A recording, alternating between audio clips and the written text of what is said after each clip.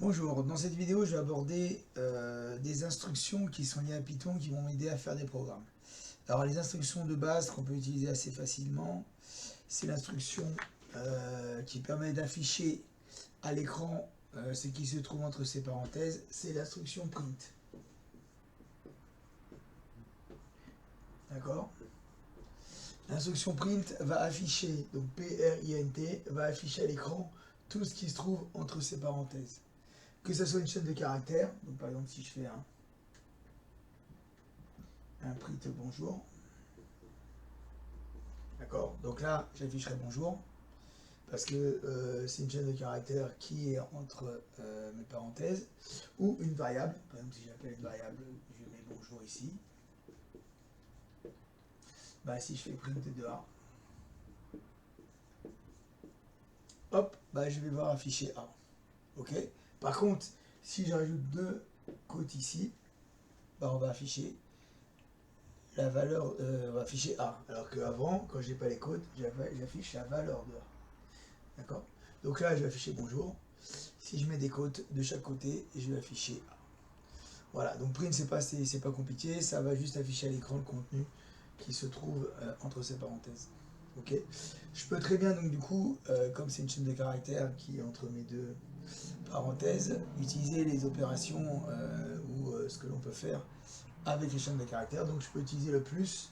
Par exemple, si je mets grand A bonjour, à la suite ici grand B est égal hello. Donc vous voyez que si je fais A plus donc espace B, bah, ça m'affichera bonjour hello, d'accord, avec un espace entre les deux. Si je mets pas d'espace, ça va m'écoller. D'accord, on utilisera l'opérateur concaténation des chaînes de caractères. Par contre, attention, hein, si je mets des chiffres et que je mets A plus B, et que A égale 1, B égale 2, ça ne marchera pas. Voilà, donc ça c'est important, c'est l'instruction qui permet d'afficher. Donc deuxième instruction importante lorsque l'on fait de la programmation et qui permet de faire de l'interaction, c'est la commande input. Alors input, comme je le précise, I-N-P-U-T. Donc beaucoup se croient en français et disent input, I-M-P-U-T. Non, non. Là c'est input. Donc l'instruction input est une instruction, voilà, qui permet à l'ordinateur de poser une question. La question, c'est ce qui va se trouver entre les parenthèses. Et cette instruction va attendre la réponse. Donc c'est-à-dire lorsqu'on validera avec l'entrée, et cette réponse sera mise dans une variable. D'accord? Donc c'est pour ça qu'ici, souvent ici, on met égal à une variable. Si on ne fait pas ça, il va me poser la question, on va faire entrer, il va continuer. Mais par contre, la réponse, ça ne sera pas prise en compte. Faut savoir qu'on a dit que, bon, donc je parle pour un algorithme simple, les instructions se suivent. Dès que j'ai input, j'attends la touche, qu'on ait appuyé sur la touche entrée, et ce qui aura été marqué avant d'avoir appuyé sur entrée sera rentré en mémoire. Donc dans le buffer d'un premier temps, et si je spécifie dans le programme que c'est égal à une variable, ça mettra égal à la variable. Voilà. Donc si on fait un exemple,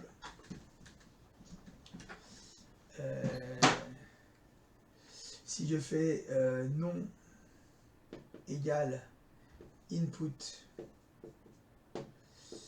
quote, parce que comme c'est une chaîne de caractères, quel est votre nom?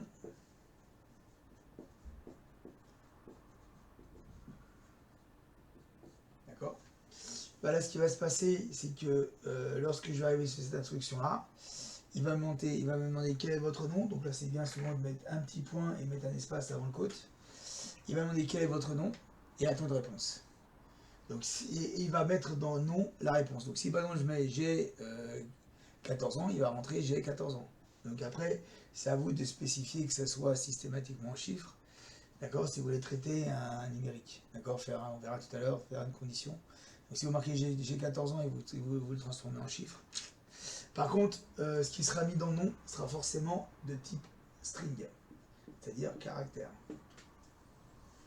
Ok, donc ça veut dire que si je veux le transformer, si par exemple c'est un chiffre et que je veux le transformer en caractère, en chiffre je veux dire, donc là j'ai un caractère, je ferai juste après nom est égal à int, qui est une fonction qui permet de transformer ce qui est entre ces parenthèses ici, qui est en caractère, le transformer en numérique. Là, le type de cette variable-là sera donc un entier, donc c'est-à-dire un integer. Là, ici, je serai donc un caractère. D'accord?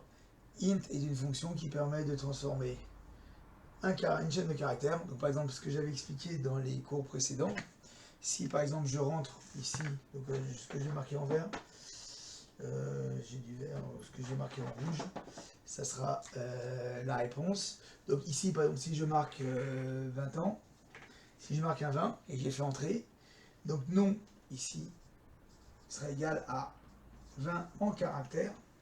Et si je veux le transformer en numérique, il faut que mon 20 en caractère ici passe à travers la fonction int pour devenir un 20 numérique, sans côte. D'accord? Et je pourrais utiliser les fonctions qui sont liées au numérique. D'accord? Donc ça c'est vraiment important, parce que si on veut faire des comparaisons avec plus ou moins plus grand, plus petit, additionné, si je reste en caractère, ce ne sera pas possible. Donc c'est pour ça que c'est cette fonction int qui permet de transformer une chaîne de caractères en numérique, et son inverse, qui permet de transformer un nombre. Donc si par exemple je veux transformer, maintenant j'ai le nombre, et le transformer en caractère, à ce moment-là ici, je suis ici en integer, et je deviens ici un caractère. Donc dans un cas, c'est la fonction qu'on appelle int, qui passe un caractère en integer, et la fonction str qui passe un integer en caractère. D'accord? Voilà. Donc là, les deux plus grosses instructions d'interaction, c'est-à-dire print et input. Ok? Alors, on va voir maintenant la condition.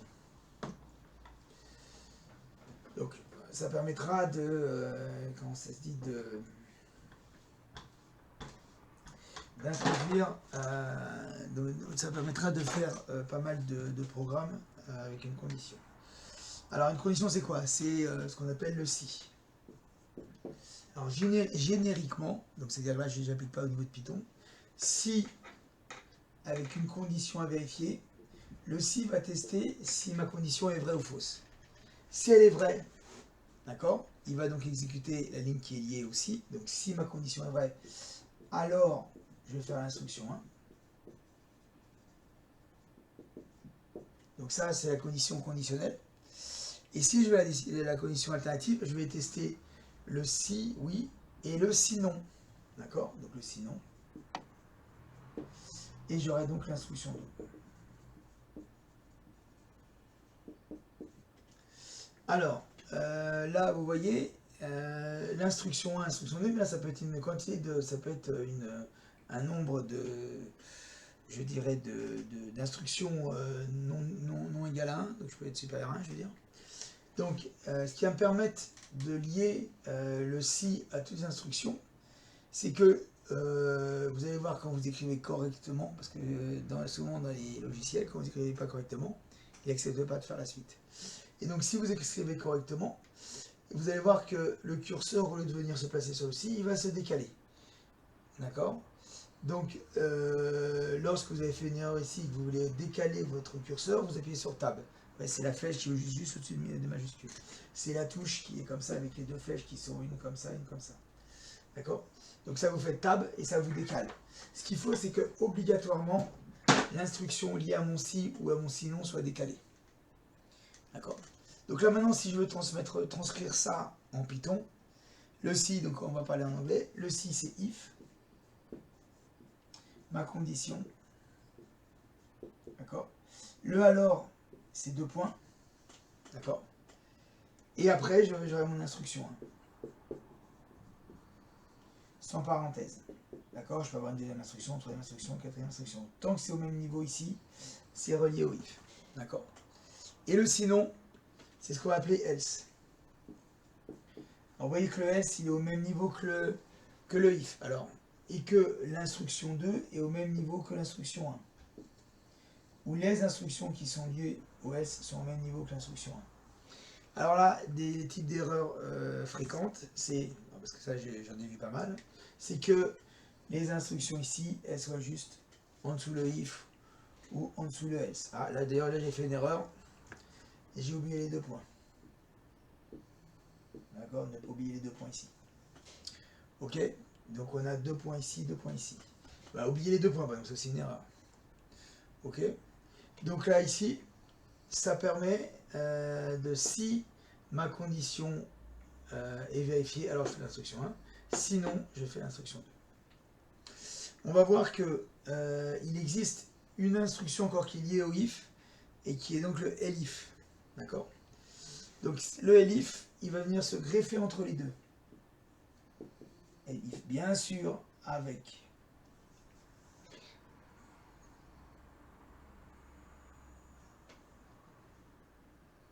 non, qu'est-ce que je dis moi? Le elif, et comme ça elif, je veux aussi une condition, d'accord, et le point virgule c'est ici. Je fais n'importe quoi. D'accord. Donc ça veut dire que si j'ai une condition 1, si encore avec une autre condition, et alors, ça c'est comment ça s'appelle, le sinon général. D'accord. Ça c'est ce qui est lié avec le if, mais avec une condition. Alors souvent on fait, si, on va faire le cas, si j'ai 18 ans, strictement je suis majeur. Si je suis égal à 18 ans, qui est encore lié au if, je suis, j'ai la majorité, donc on peut spécifier quand même 18 ans. Et sinon, c'est tous les autres cas, je suis mineur. D'accord. C'est ce qu'on va transcrire là. Donc, dans le cas qu'on a vu en cours, je vous ai expliqué, je vous ai dit, faites-moi une condition, codez-moi la condition de Python qui m'affiche à l'écran, je suis majeur si je suis strictement supérieur à 18 ans, j'ai 18 ans quand je suis égal à 18, et dans les autres cas, donc je suis forcément mineur. Ça se traduit comment? Si, donc if, âge, donc âge c'est ma variable, et, donc je dis âge égale input, strictement supérieur à 18, 2 points, donc c'est-à-dire alors, j'affiche print, entre parenthèses, je suis majeur, avec un quote, donc vous voyez bien que le print est décalé par rapport au if, ok, donc là, si je suis supérieur à 18, il marque que je suis majeur, là actuellement, si je suis inférieur à 18, il fait rien. Si je veux qu'il fasse quelque chose, je peux rajouter if âge égale, alors, après on verra les erreurs que font les gens, à 18, 2 points, print, j'ai 18 ans, et on peut dire dans les autres cas, qui n'est pas supérieur égal, donc vous avez vu, j'aurais pu très bien mettre le égal ici et traiter le supérieur égal. Mais là, j'ai fait un cas différent parce que j'ai mis une instruction différente. Là, il y en a, je suis majeur et l'autre, j'ai 18 ans. D'accord. Ça me permet de mettre 2 instructions différentes. Et la troisième, c'est else. Donc c'est dans tous les autres cas, avec les points ici. Print. Je, donc autre, suis mineur. Voilà. Donc avec ce programme-là, ça me permet de gérer 3 cas. Je suis supérieur à 18, j'ai 18, et j'ai moins de 18. D'accord. Strictement. Ok, donc le else, alors les erreurs fréquentes. Alors je le répète bien, donc écoutez les erreurs fréquentes, c'est ici, sur le else, il n'y a pas d'ordre. Il n'y a pas âge inférieur strictement à 18. D'accord. C'est tous les autres cas qui ne sont pas celui-là. Ou celui-là. Deuxième chose, là c'est égal, parce que c'est la condition. Pourquoi? Parce que quand on met âge égal, c'est une affectation. D'accord. Donc là, plein d'erreurs, parce que les deux égales sont pas mis, on n'a mis qu'un égal. La troisième, c'est qu'on oublie les 2 points, d'accord, qui sont ici, qui sont ici, qui sont ici. D'accord. La quatrième, c'est que âge doit être un integer, d'accord? Parce que je peux pas faire une opération mathématique si ça c'est un caractère, d'accord? C'est pour ça qu'on a utilisé l'instruction int. Et la dernière, que je répète suffisamment, alors on utilisait un émulateur qui nous donnait un quote, d'accord? Ici, c'est des quotes, ce ne sont pas des doubles quotes, ça c'est pas bon, c'est des comptes simples, c'est la touche du 4, ok? Et aussi là, le jet, on verra, je vous expliquerai ultérieurement quand on sera un peu plus précis. Ici, le jet, je ne mets pas une troisième apostrophe. Pourquoi? Parce que sinon, le programme Python ne va pas comprendre que quote, et ben cette troisième elle fait partie de quoi? Donc là, il plante. Donc du coup, dans un premier temps, vous ne mettez pas de quote, et je vous expliquerai dans une prochaine vidéo comment on fait pour ajouter des éléments qui posent problème et qu'il faut rajouter. Parce que si je veux mettre à tout prix une quote, il va bien falloir que je le fasse avec des éléments spéciaux. Voilà, donc là on a fait un petit programme qui en fonction de l'âge m'affiche soit je suis majeur, soit je suis mineur, soit j'ai 18 ans. Voilà. Et donc c'est fini pour ces deux instructions là. Apprenez-les bien parce qu'elles sont vraiment très importantes.